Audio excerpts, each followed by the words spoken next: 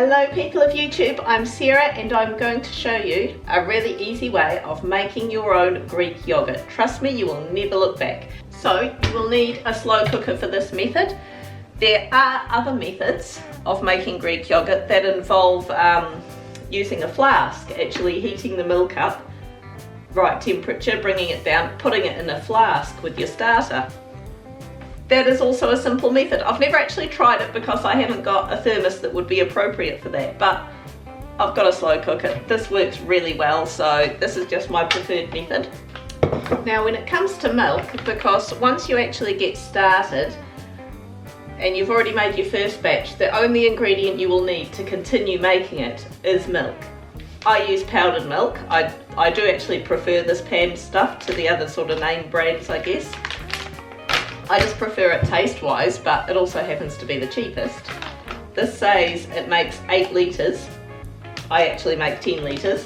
I fill water up to the 1 litre mark on my milk container, and I put 1 cup of this in. Doing it like that, you'll get 10 litres of milk out of there, which makes it 85 cents a litre. So I'm going to mix up 2 litres of milk. I just mix up a litre at a time. I thought the Greek yogurt, that's an important video to have on my channel because I actually use Greek yogurt in a lot of other recipes. Even if you don't like eating it as it is, it can be incorporated into so many recipes. How much milk you need, I use 2 litres to get 1 litre of Greek yogurt and 1 litre of leftover whey, and I'll explain what to do with that. However, you could end up with more yogurt depending on how thick you want the mixture, and I'll explain all of that when we're draining it out. But you can have quite a sloppy mixture, and of course you get more of it, or you can drain more of the whey out and get a much firmer mixture. The way I do it, I always tend to end up with about 1 litre of yogurt and 1 litre of whey left over. Going to put the lid on the slow cooker, turn the slow cooker to high, and then go about your business. And we want to bring this up to about 85 degrees. Now I've got this kitchen thermometer, which is very handy. I stick that in, turn it on, it tells me the temperature. If you don't have a kitchen thermometer, if you've got a baby thermometer, you can just do that. If you don't have a thermometer, that's not a big deal. Probably the more you get used to it, the easier it will get. But you can tell by looking at it. You open the lid, there'll be steam there. Give it a stir. It will look like it is almost on the verge of boiling, but not quite. Obviously you don't want to make it boil. So just keep an eye on it, and we'll see you back here. Okay, so that is now 85 degrees. I'm actually just going to give it a little stir just because it starts to get that bit of a skin on the top of it. But all I'm going to do now is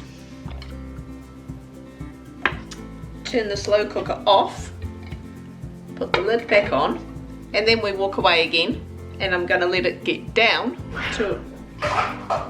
to about 45 degrees. Okay, so a few hours later, we've all been to Taekwondo, I'm knackered. This has now come down to about 45 degrees. So the only other one ingredient you need for this yogurt is a bit of yogurt. If I'm having to buy it, I quite like that stuff, just the Yoplait Greek natural stuff. I just buy a little tub because you literally only need I use about 2 heaped tablespoons in there. Now of course, once you have made the yogurt, you don't need to buy any more. You just use your last batch to put it in there. So it ends up the only cost is the milk itself. Put a couple of decent dollops of the yogurt in there. As I say, kind of a couple of heaped tablespoons. And then you don't want it swirling round and round and round. Just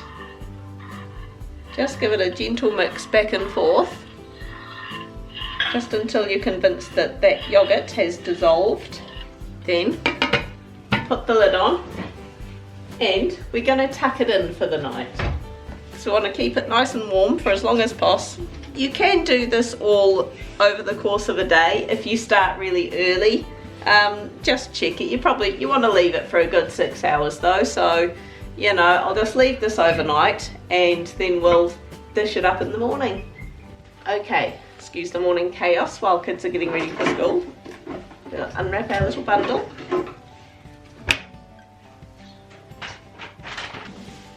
Now look at that.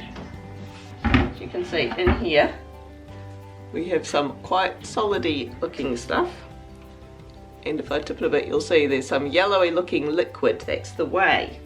So that is the stuff we just need to separate now from the yogurt. So I get a colander, a jug underneath it, a muslin cloth, tip it in here and just let it strain out. Now I generally just let it strain out for a couple of hours. You can leave it on the bench if you want to. I find it's fine. If you've got room in the fridge, put it in the fridge while it's straining out.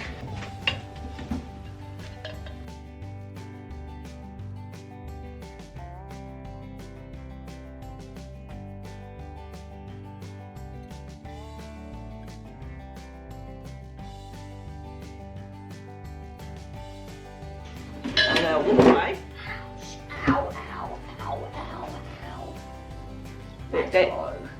Let that drain for a bit, sort out Olivia's toe, and we'll see you back here.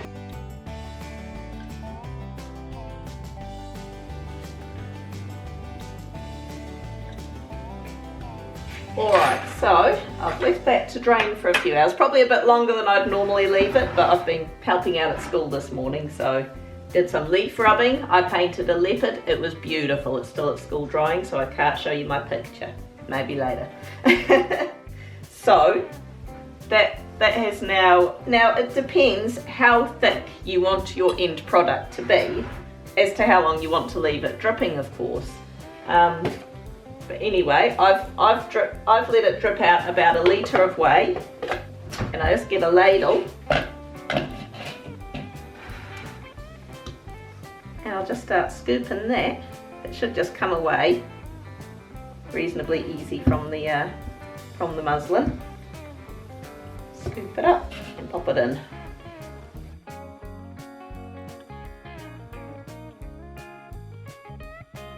And then the privilege of the person who dishes it out is I get to lick the spoon.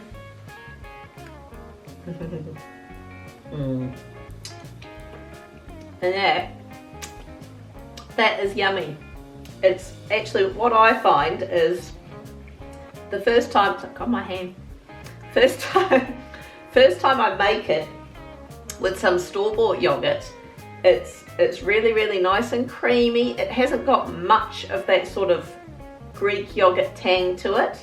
However, I know that when I make my next batch using this stuff that I've made myself, it does get a little bit more of a tang to it, as Greek yogurt generally does have a bit of a tang to it. But that is just really nice. That is so yummy. It takes a decent length of time, but it's very hands-off. You know, it does all the work itself. Look at that. That is beautiful, yummy, thick yogurt. Let's just quickly discuss the byproduct here that you're left with. Sometimes it can be kind of a creamy colour, sometimes it's more yellowy looking. This whey, it's got a lot of protein in it. It's quite good for you. It's basically like milk but with all the fat taken out. You can use it in baking. You can substitute it. Where you would normally put milk, you can add whey. I actually make my crumpets with it. Just one thing to bear in mind, I often use it when I'm making wraps because I sometimes put milk in my wraps. I just find if I'm using this to make my wraps, I might add a bit of extra butter or something because you need a little bit of fat content to keep them soft, especially if you're packing them like for lunches or something the next day. So just bear in mind it has got much less fat than milk, but you know, it's not that nice for drinking. My chickens love it. They go nuts over it if you find yourself with too much. But yeah, just store it in the fridge and you can use it in baking. You can cook rice in it. You know, just have an experiment. So yeah, I don't like throwing that out. Hit the like button, leave us a comment, make some of this, hit subscribe, and we'll see you next week. I'm also going to quickly address the elephant in the room, particularly in New Zealand. That's my pronunciation of yogurt. Or yogurt, as the case may be. I am originally English, and although my Kiwi accent has certainly developed over the years, yogurt is just one of the words I'm hanging on to with an English accent. I don't know why, I can never bring myself to say yogurt. I'm aware that Americans pronounce it yogurt. I believe Australians do as well, most Kiwis do. I think South Africans pronounce yogurt. I think the Welsh are a bit more on the yogurt side of things. In England, it is yogurt. That's how I pronounce it, and I'm not changing. Don't even get me started on how it's spelled.